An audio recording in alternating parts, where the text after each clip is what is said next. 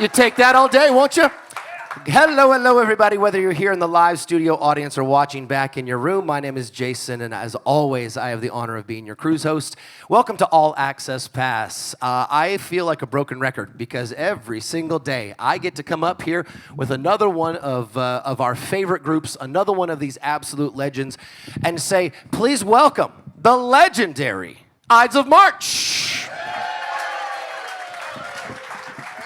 Yeah. Thank you. Thank you. Thank you. So first and foremost, gentlemen, we are so very, very glad to have you here. It really does mean the world to us. You are incredibly important in not only modern day music, obviously, but when we go back in musical history. As we were talking, 61 years you guys have been making this happen. And that is a testament beyond testament. Most bands are lucky to get a hit out or an album out without having their difficulties. 61 years, and you're all from the same location. Is that what I understand? We're all from Berlin, Illinois. All from Illinois. We used to rehearse at Larry's house, where he still lives on Riverside Drive. It was the Big Ritzy House. And when Big Ritzy House, yeah. Big Ritzy House. The rich kid, yeah. And when we tried to find it, he had a sign in the front that said Big Ritzy House. Yeah. I wish I still had that sign. That's fantastic. How did, so if you don't mind, gentlemen, we'll go back. We're talking about 1964, if I'm not mistaken. That's right. You guys get together, and at first you decide you're named something else. Am I correct in saying it's the Shondells? Yeah, we were called the Shondells. The Shondells. Unlimited. Shondells Unlimited. That's right, Shondells Unlimited. Unlimited. Jim found the name because he really admired an artist called Troy Shondell. He thought it just sounded cool. This time we're really breaking up. Yeah, that guy. Troy Shondell. Yeah.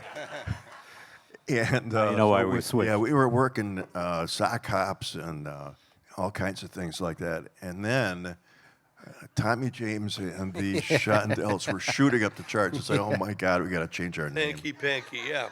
So we were in high school. I was a junior. Larry was a junior. Jim was a sophomore. And Hanky Panky is just skyrocketing up the charts. And we're getting gigs as the Shondells. We were, as Larry said, sock hops, playing bars, underage. Our parents drove us there, brought us home. God bless them. And so we had to come up with a new name very quick. And our managers this lasted about 6 weeks. The big rage on TV was Batman TV show, if you remember that. And so for about 6 weeks, we were Batman and the Boy Wonders. And even at age 16, we rebelled against our manager and changed our name. But what to? So I'm literally sitting in English Lit, sophomore English Lit, and we're reading Julius Caesar. I came across Beware the Ides of March, and it sounded so cool and so ominous. I brought that to the band. Everybody said, great name, and it's really stuck. So we're proud of the name. You should be. Shakespeare's a pretty good writer. Yeah. We plagiarize from the best. If you're going to plagiarize, and then also he's not here, so he can't really get mad at you. Well, yeah, that's one rule. You don't want to get sued, Yeah, so make sure exactly. that writer is no longer with us. Hey, Bob, tell the story about the woman on TV. Oh, yeah. Okay. Last year we were playing in a gig up in Rhinelander, Wisconsin, a town of about, anybody here from Wisconsin? Yeah. Love Wisconsin. Right on. We've played every little town up there, yeah. And we were playing up in Minocqua, Wisconsin at a theater up there, and we were asked to do an interview on the local TV show. Rhinelander has about 30,000 people, but it has an NBC affiliate. So you can imagine the high quality of the people that work there. Right out of college, so really, not a lot of experience, but long story short, we get asked to do this interview. I'm up there a day early. I went to the studio, and Jim was Zoomed for this interview. It was taped and then run the next day. and sitting on the couch, a usual interview type thing with interviewer, and the interviewer's sitting, young lady, and not a lot of experience. And unlike Jason, she didn't do her homework. And one of her questions was, where did you get the name the Ides of March? And I said, well, that's the day Julius Caesar was murdered. And she said, oh, that's too bad. And I had all I could do. I said, well, it's been about 2,000 years. I think his family's over I think it. we're okay, yeah. As I feverishly go through my notes over here to make sure I'm not an idiot. Yeah. Oh my gosh, that's fantastic. So if you don't mind, let's walk a little bit through those early days. Just go through some kind of a gloss over of the early days. And actually, you know what? Before we do, I apologize. We do have the four, obviously, left to right, have been here from the beginning. The gentleman at the end is the baby of the group, and he should probably be introduced to you. Would one of you kind gentlemen introduce Scott to this fantastic crowd? This is Scott May, and he went to our high school too. What a fabulous keyboard player. He's also the artist rep for Hammond organs, Hammond keyboards, and he does all the inventive stuff for Hammond. He creates all the sounds and everything else. He's a genius. We're so glad to have, and he went to our high school. How about that? Hey. Thank you. I jokingly call him the baby, but he's been in the group for a little while. How long's he been around with you guys? 36 years. Yeah, 36 years. So he's the baby. Yeah, just 36 years. He snuck his way. Obviously, you guys had a very dynamic sound when you started, and you went through some iterations to figure out your sound. Tell us about how you decided to add in the horns. Was that from the beginning? Was that big brass sound something that was always there, or did that come to be as you guys developed?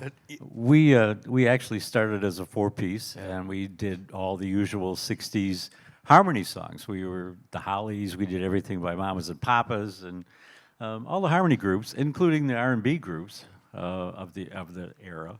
And we loved that. And then, of course, when the Beatles came out, we wanted to be the Beatles, so we started singing the harmony of all their songs. Gradually, we ended up, actually, we went to see Blood, Sweat, and Tears. Oh, nice. On their second album debut. Jim and I went to the Kinetic Playground in Chicago, which was a former roller skating rink with a huge, big wood floor and a big stage right in the middle. And we were blown away by Blood, Sweat, and Tears. We had already started touring around with horns. We had one trumpet player with us for a while, and we used to play "The Lonely Bull" by Herb Alpert. Well, it's a soul man too. A soul man, right? That was, but I used to sing I used to hum the second trumpet part. Fake it till you make it. Fake it till you make it. Yep. Yeah. So. well, you do what you can, you know. Yeah. I hear it's more affordable than hiring a guy too. So Right. it's, yeah. And no carrying case. So yeah. So we developed that sound, and Jim had written. I'll let you tell the story about how you came Tell up us, with Jim. Vehicle.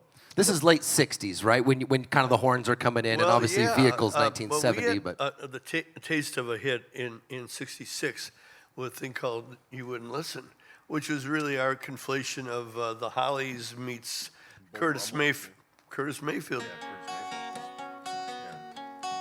I told you he was a fool, you wouldn't listen to me. He'll break your heart, you wouldn't listen to me. You know, and we had a taste of it. Number 7 on the WLS Silver survey, number 42 nationally, and suddenly we're on the road with the Allman Joys, soon to become the Allman Brothers. true story. Yeah. Down in Florida. We got booked into a Allman club. Joys. We were following them in a late night club. We walk in about midnight, and there's this band up on stage, and it was like, holy cow, those guys are really good. And it was something I had to follow, I'll tell you. I mean, we were headlining, and their 3-part harmony. Keep on trying.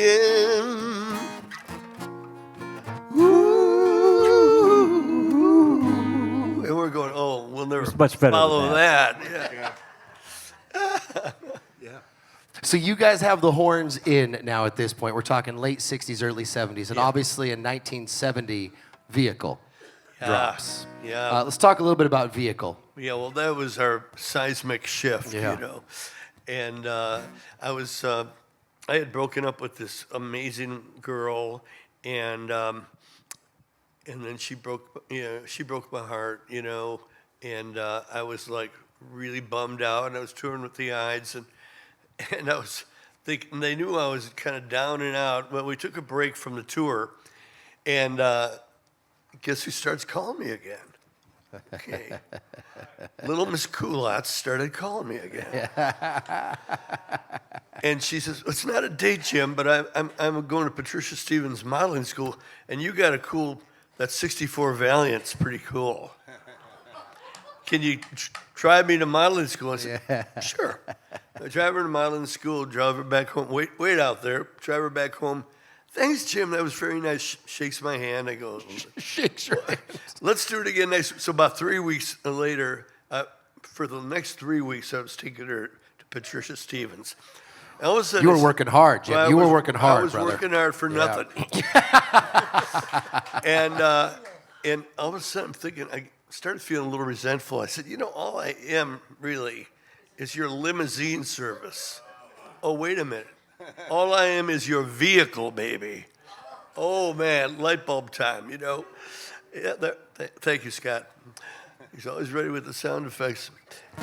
And, you know, I heard this horn line in my head, and I called, you know, a rehearsal over to Larry's house, and we had the brass section there, and a neighbor boy, little Tommy, was sitting there, and when we hit that ba-da-ba-ba-da, little Tommy's mouth was, I knew we had something. And we went into, was it Columbia Studios, Larry? Yeah, we went to CBS. It was the first session on the 16-track machine at CBS, big 2-inch tape. And it was quite an experience. We set up live, you know, played the song live except for the vocal. And we had a first take, and it was really good. But we decided to do a second take. We thought we could do it, you know, even better. And we did the second take, and that was it. I mean, we all knew this is a hit record. It just felt like a hit record. And then it was time to add the lead guitar. So Jim, you know, got ready out in the studio. And at that time, they didn't have a remote control for the recording engineer. They had a second engineer back at the machine hitting the button. And this was the first week they had the machine in there. So at the initial recording, they had all the tracks and record ready. But then when you do the overdub, you got to take all the tracks out of record ready and just have the one track in record. So he starts rolling the tape. We're getting up to the right spot. He hits the button, and the whole machine lights up. And I was like, oh, my God. He wiped, what was it, 13 seconds? 13 of seconds the track. of guitar solo, too, right? No, I mean, right it- before the guitar Right solo. Right before, before the guitar before, solo, it forget stopped. that. It stopped. Yeah. And so the engineer knew that we were freaking out, and, you know, he sent everybody out on a walk. I stayed back to watch because I was interested in that stuff. And he took the same section of music out of the first take, which was not recorded to a tempo like a click or anything like that, a metronome. It was just like, that's how the song goes. And he took that section out exactly, and he inserted it into the recorded area, and that's what's on the record. Wow. A perfect edit, just spectacular. And we come back in the studio, and Larry goes, "Listen to this. Hits play." And all I had to do then was overdub the vocal to the 13 Sure, seconds. sure. So the vocal quality, if you listen really close, it's a little bit different, but no one would ever notice until now.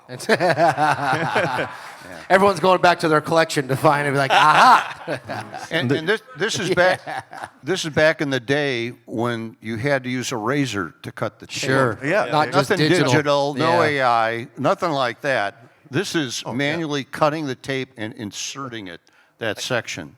But the most amazing thing to me from that recording session was Jim didn't write that guitar solo. That came from heaven. He just went in there and had no idea what he was going to play, and just that came from pure Wow. inspiration in one take. With the track. And that's one of the greatest guitar solos ever in a And song. they erased I it. think. Perfect. Yeah, Yeah. it fits the song perfectly. Well, thank you. Yeah, And you almost The lost one, it. no, yeah. almost lost. And The you one almost from lost the, it. From the first one, that's the one. Yeah. And if you're a guitarist and you try to play that solo, It's weird. it's weird. It doesn't. It's weird. It's only a guitar solo that a songwriter singer would make because it's so melodic. Sure. It's not. It's not out of fingers. It's out of the brain and in the heart. So Well, and my biggest guitar hero ever said it's his favorite guitar solo of all time, and that was Jeff Beck. Oh, yeah. I said, okay, I can die now. Yeah. Could you, Larry, since you mentioned it, would you mind and I know and everyone in here is a massive music fan, but just in case anyone's in the room or watching at home that doesn't know, what is click for people, just in case? Because a lot of artists use it and people don't always grasp what it is. Sure. Well, it's just reference to the time reference. In the old days, they'd have like a metronome sitting on the piano, and it goes back and forth. It keeps perfect time. Now, in the computer age, we've got everything, on the grid, and everything is exactly in time. And there's a click pulse that musicians can record to. And even live, sometimes when musicians are playing with some pre-recorded tracks, they'll be playing to a click. The drummer will have it in his headphones or whatever, and then he plays live, and the whole band plays to it, and it just keeps the tempo really rock solid. Yeah. Thank you. Thank you for that. So moving a little bit, we'll come back obviously to vehicle, but moving a little bit beyond that, in early 70s, you guys have another shift. And you kind of move a little bit into the country rock world. Tell us a bit about that early 70s shift musically for Ides. Well, we started really getting influenced by Crosby, Stills, and Nash. And we're kind of like musical, we changed with the times, really. And which wasn't always the best thing, because it was hard to pin our sound down. We went from a horn rock smash with Vehicle, and then we became Crosby, Stills, and Nash. But L.A. Goodbye was just a really good song, and we toured on the West Coast, and we did this on the John Byner Show and many other shows. But it showed off, we'll just give people just a little bit of L.A. Goodbye just to show them what that is. But you got to come to the shows to hear the whole thing. We're playing 2 nights coming up, or days. Well, my wavelength gets a little longer every time I wave goodbye. Hi, hi. Sentimental breakdown. I break down and laugh. Hi, hi. Where I'm not supposed to lie. Always see my softest pillow. And as I board my plane, something inside my brain hates to wave L.A. goodbye. Hi, L.A. goodbye.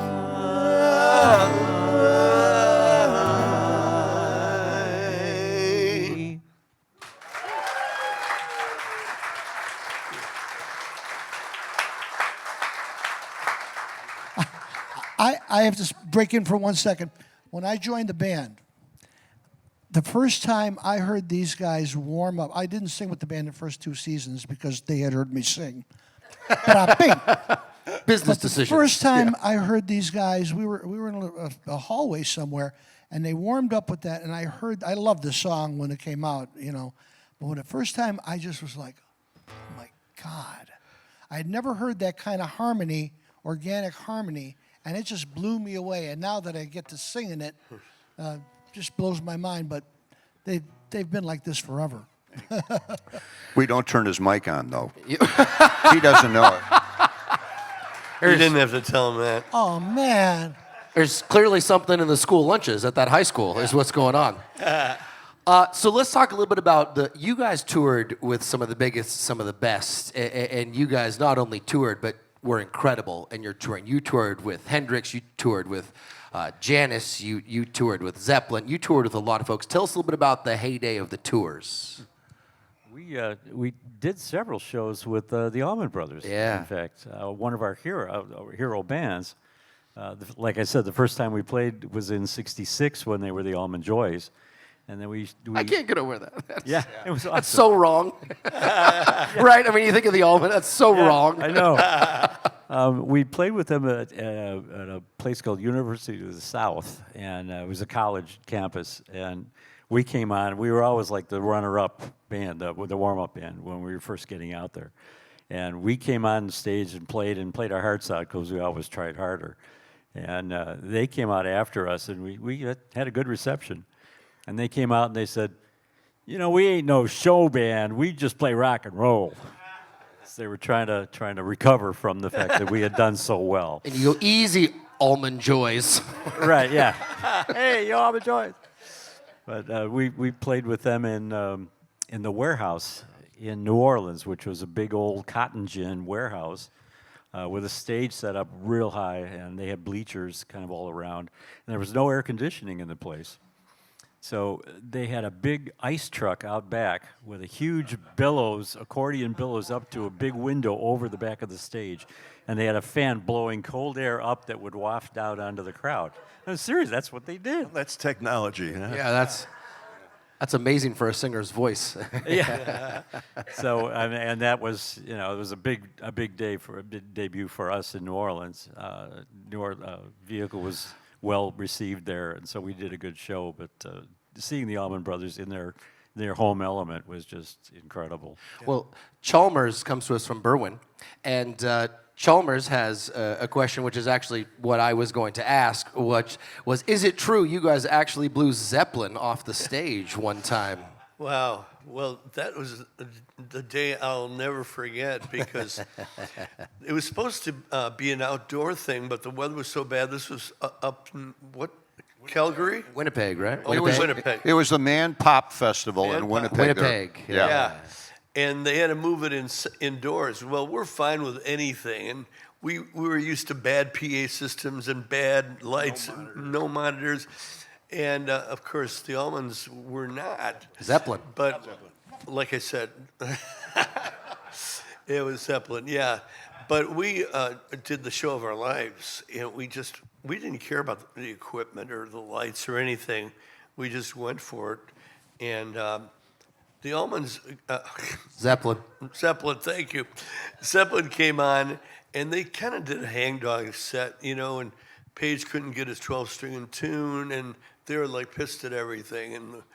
And they did okay. Obviously, They did okay. they're Zeppelin, But anyway. But they were no Ides of March. I mean, And then Robert Plant invites us to their party at the penthouse suite. We were probably at the Motel 6, and they're at the big fancy hotel. And we go up there and knock on the door, the four of us, and Robert Plant comes to the door, and he had these little paisley briefs on, and in the background is like an orgy going on, And we're going, wow, we're not in Berwyn, Illinois anymore. And I go into the John, and there's Bonzo in the tub with a girl, and they're, whatever, I won't go into that, but. bathing. Bathing, yeah, they were Bathing. So get back, and, we're trying to have a good time, but we didn't drink, we didn't do any of that stuff. And we look at each other and going, Robert Plant, we're out of here. We're going to go to Dunkin' Donuts across the street. And we did, and we were back in our comfort zone. A choice we made that we regret to this very day.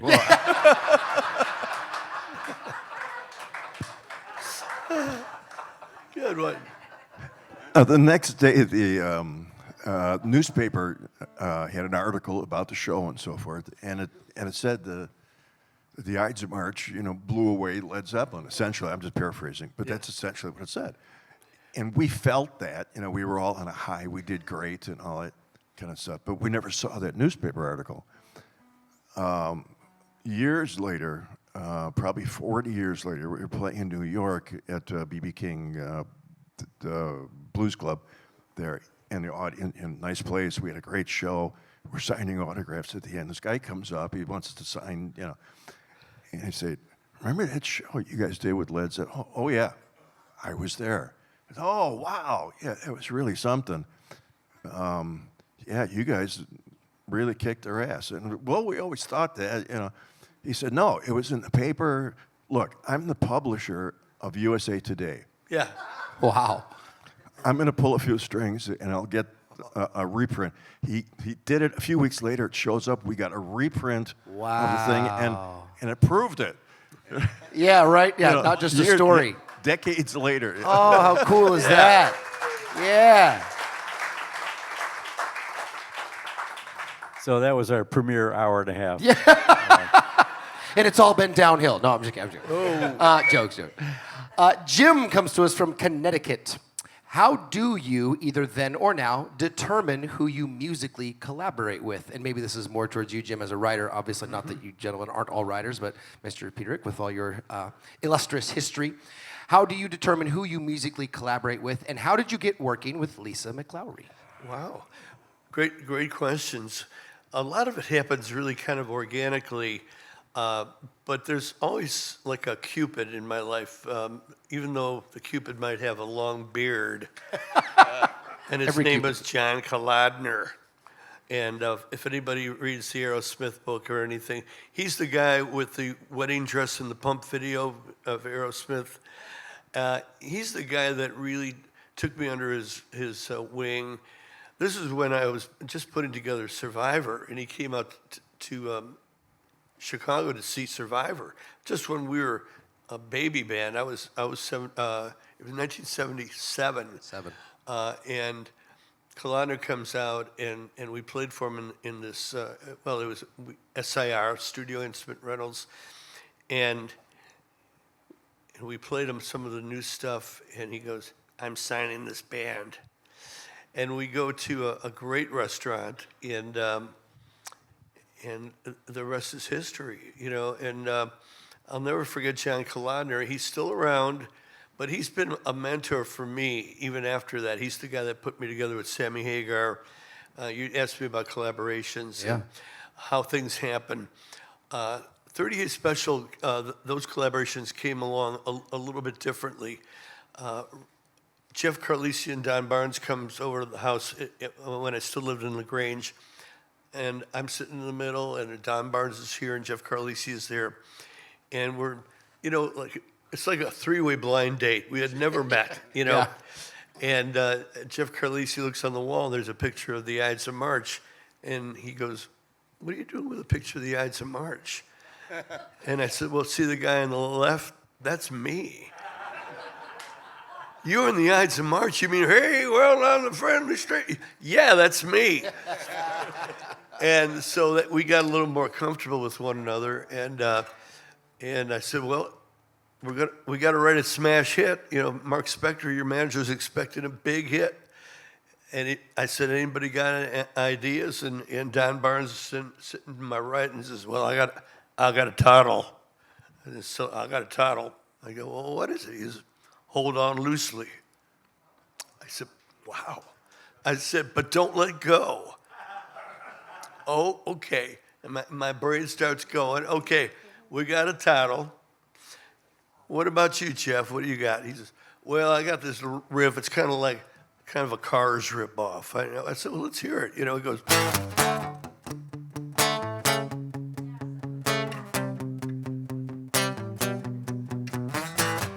I said, "Stop right there. That'll do."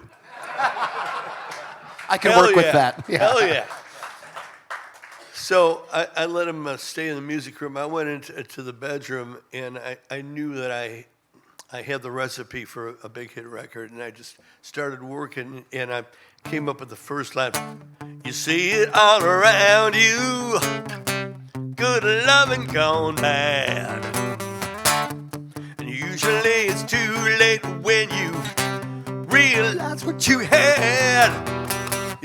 I come in there and I show them, the guys go, They wanted the chorus so bad. Oh, they wanted the chorus so bad.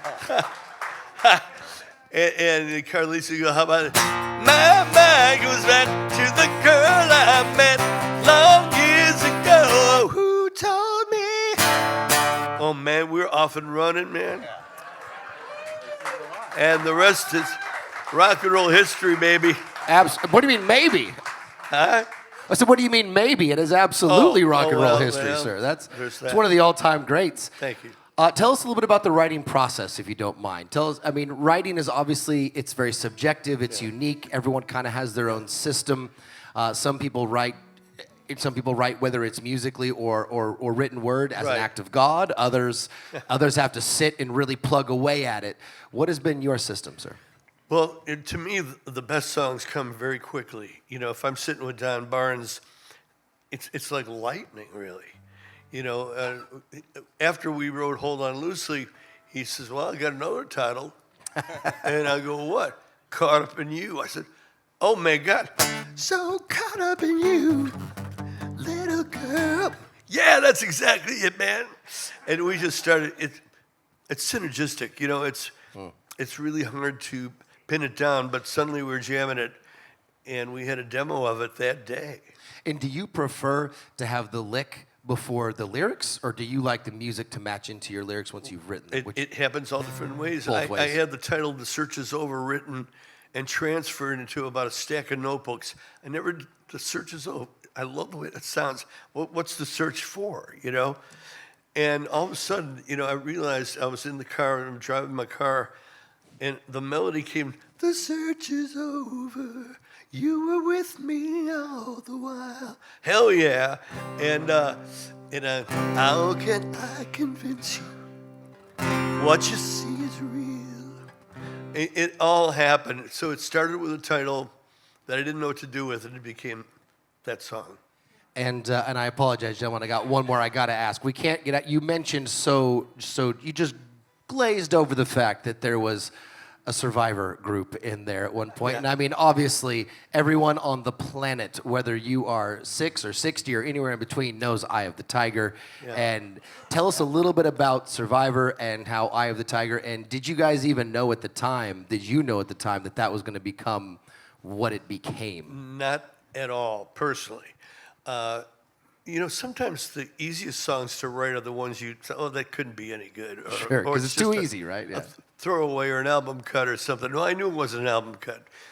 But, you know, Stallone called me. I thought it was a joke. He was on my answer machine. Kind of like that. Yeah. Thank you, Al.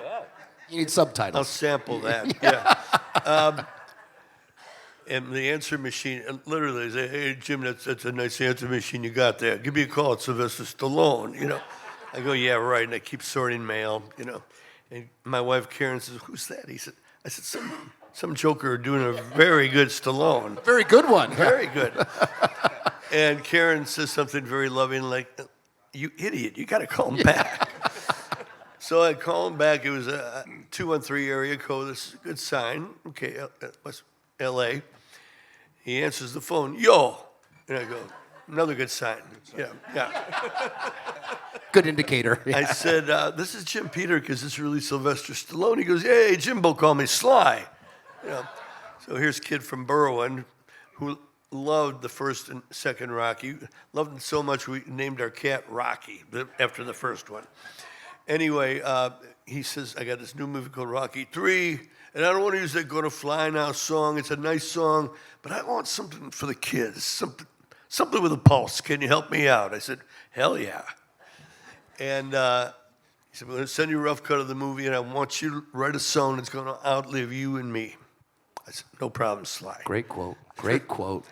So FedEx comes 2 days later. I had to rent a Betamax Pro because of the format of the tape. Yeah, And yeah. that was hard to find at the time. Put it in, and I called up Frankie from the band because I wanted him to see this too and, you know, help me out. And we see Mr. T rising up with the mohawk and looking all fierce, you know. And Stallone getting soft doing Master Charge commercials. And I had my guitar on my neck, and I just started going, just like that.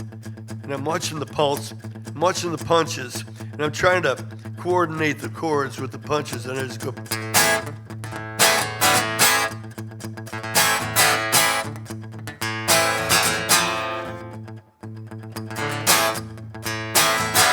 Wait for the punch. Hope shit, we got something there.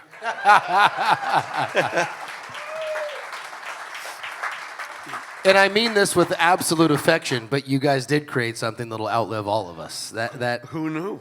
That song is iconic. Thank you. In so many ways.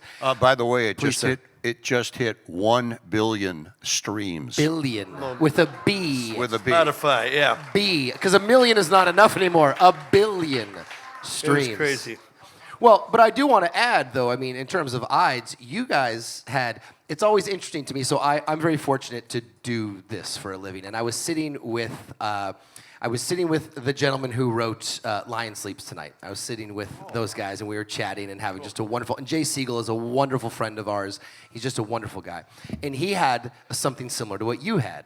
Lion King brought his song back to #1, and then back again. You guys, after 1970, Vehicle is what Vehicle is. It goes as long as it goes, and it's absolutely amazing. And, you know, as all music does, new music comes and things. And then Bo Bice, I believe, if I'm not mistaken, on American Idol, took it back to #1 when he was on for singing it multiple times on that.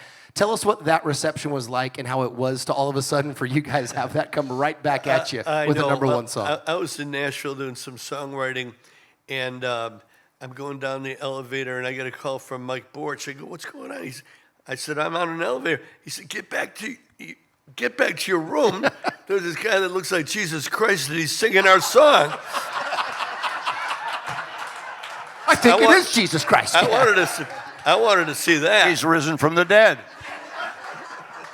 And he brought the song with him. It was great. Oh my God! Yeah.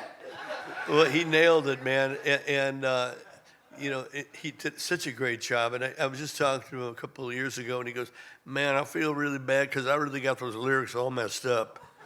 I said, "It didn't matter, man." You're like, it didn't matter, man. Mailbox money is good money.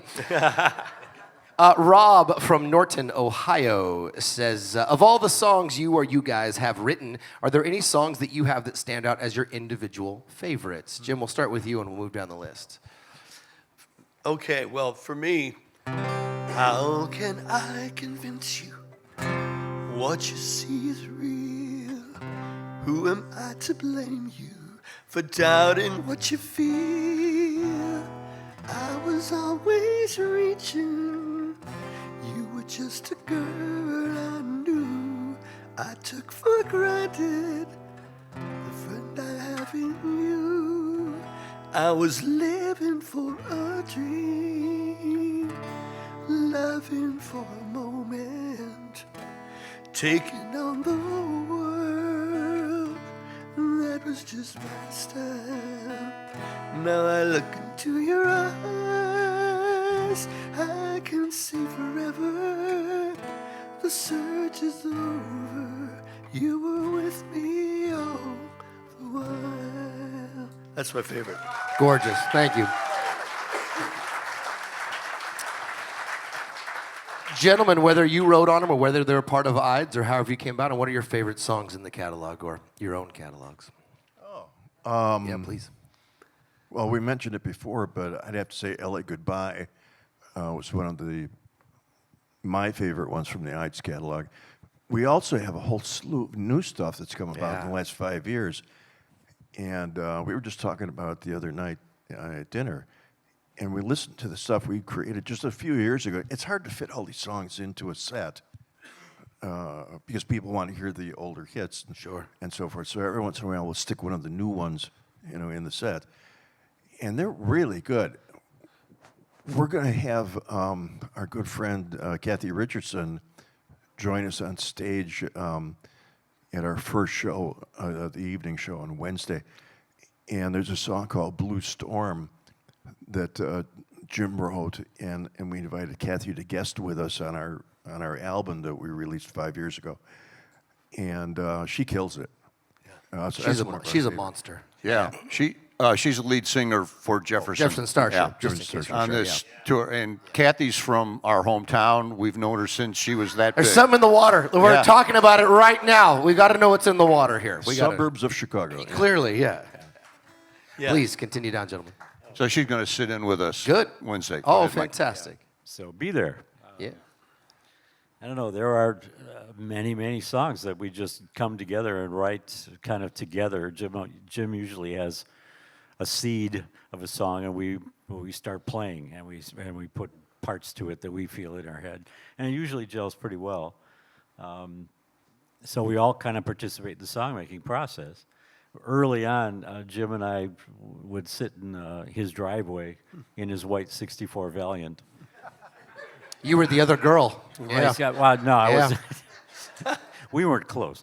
I was on my side. But Thank you very we would get back after a gig and we'd be sitting there and then just I'd be pounding out a rhythm on the dashboard and he'd start singing or something, and we'd come up with things. One of them was a song I wrote with him called "Bald Medusa," which is a really funky brass horn song off the first album. Yep. And I still love that song. We don't do it very often, but it's a real jammin', funky horn song.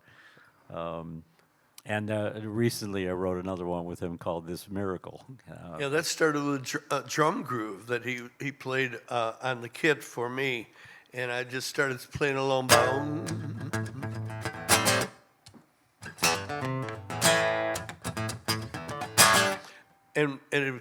We wrote the song together, and we're doing it this cruise. Oh, very cool. Very cool. Yeah.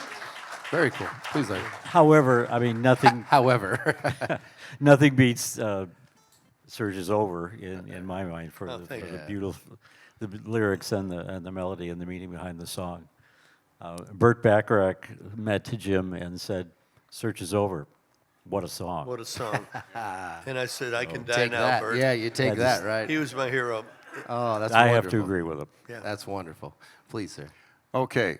Well, there's so many songs that Jim's written. He's got 18 top 10 hits to his credit. 18 That said, top 10 hits. That says a lot right there. And we've had the privilege to enjoy the ride with Jim ever since high school. Going back, there's so many, I don't know what to pick, but we may do this song tomorrow night, but why don't we do Pepperhead right now? This is one of my favorites because the lyrics really hit home if you were around in the 1950s and 60s, as we were. Do you want to do a little Pepperhead? I would love that. I wrote this. I was 6 years old, and my sister Janice was dating this greaser with a 1956 DeSoto convertible with the spotlights and the blue dot tail lights. And I would sit behind the wheel, and my sister didn't care because, well, she was dating this guy, you know, and he didn't care because he was dating my sister. Exactly. Yeah, and say no more. And I was living the dream, you know, like all the. Anyway, a few years later, I wrote this song in dedication to him. And it's funny, he had the slick back hair. I ran into him a few years before he died. He still had that same, Yeah. Staying true. yeah, the same worky pants and the Lucky Strike still in his sleeve. But we'd like to do this song. I always think of him, and because he was kind of a hothead, they called him Pepperhead. I like that.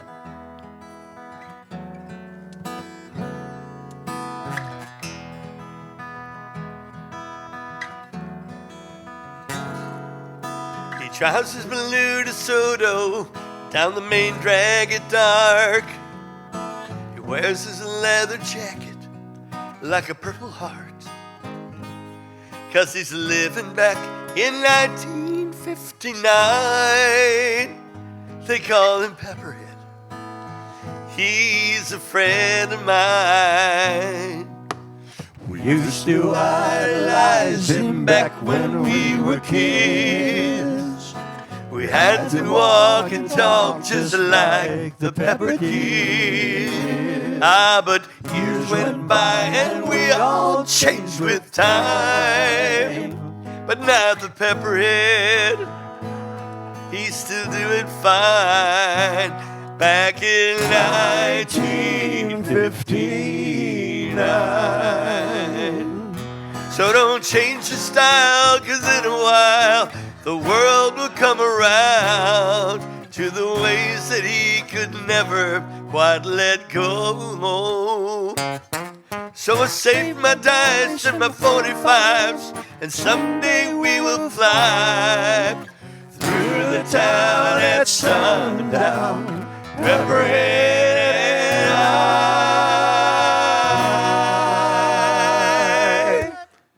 And once again, we'll be friends riding high, top down in the pouring rain, but we won't mind. So if you see a blue DeSoto smoking off the line, it's me and Pepperhead, we're still doing fine. Back in 1959. Back in 1959.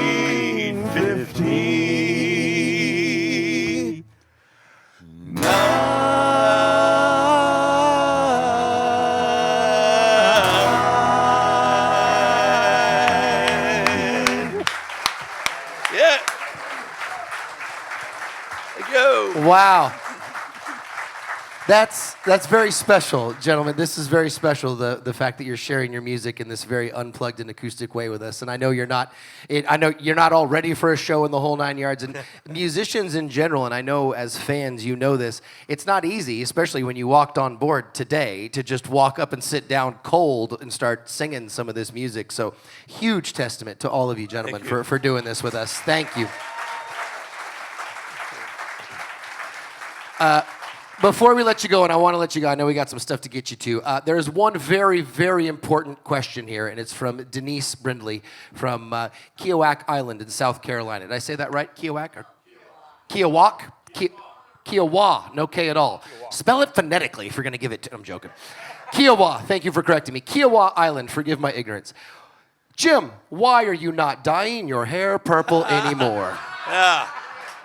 Boy, that's the real important question, isn't it? It is. That's why I was saving it for the end. I wanted to get the big one. Everybody says, "Where's your purple?" Well, it was getting a little too hard on the follicles. I'd rather keep my hair. It's starting to fall out, after 10 years of dyeing it purple. Every month and a half, I'd go to Ross, and Ross would strip it down to white. It looked like Edgar Winter, tough. and then put it all back in. And it was a lot of fun, and people knew me for my purple hair, but I decided to keep my hair. I think we can all understand that. I think that's probably a fair trade. Thank you. Thank you. And all this time, I thought you just turned prematurely purple. No? Which is a thing. Had me Which is a fooled. thing. Then the other one was that his hair is naturally purple and he's dyeing it gray now. That's right. Thank you, Scott. That's the reality. Giving the That's the secrets truth of away, it. yeah. Before we let you get out of here, gentlemen, what can the folks, just in case they haven't seen you with us before, and I know you've been with us before, but just in case they haven't, what should they expect from you on board this cruise? What is an Ides of March show look like on 70s? Well, first of all, obviously, you're going to hear our stuff, but we're lucky enough to play lots of Jim's hits. So you're going to hear 38 Special tomorrow. You're going to hear certain Survivor songs. The Search is Over, where Jim was going to be on piano for that one, the way it's meant to be played. And it's a great time. We always have fun. We always have fun on stage, and hope the audience does. And want to get a special shout out to our horn section. Tim Bales, Henry Salgado, and Steve Eisen. These are the top horn players in Chicago. We had our pick to get the best, and we call them the Babushka Brass, or that's because of it's a Czech community. Berwyn was, and but these guys are like top call guys in Chicago. And we're very proud to have them with us. So you're going to hear the blast. Love it. Yeah. Love it. Well, gentlemen, I know I speak on behalf of everyone here in the audience, and certainly folks walking back at home or watching back in the rooms when I say thank you so much for being here with us. Not only this cruise, but taking time out to come up and sit with me and us and chat and share the music in the way you did. Some of the stories behind the songs. That's really what a lot of this is about, is not just seeing you up there, but getting to know you a little bit. That means so much, I know, to your fans. So truly, truly, truly, thank you for being who you are. Thank you for coming to be with us. Thank We you truly for hosting appreciate it. this. All You're right. amazing. for having us. Rock and roll. My friends, help me thank you the all on Ides the of ship. March.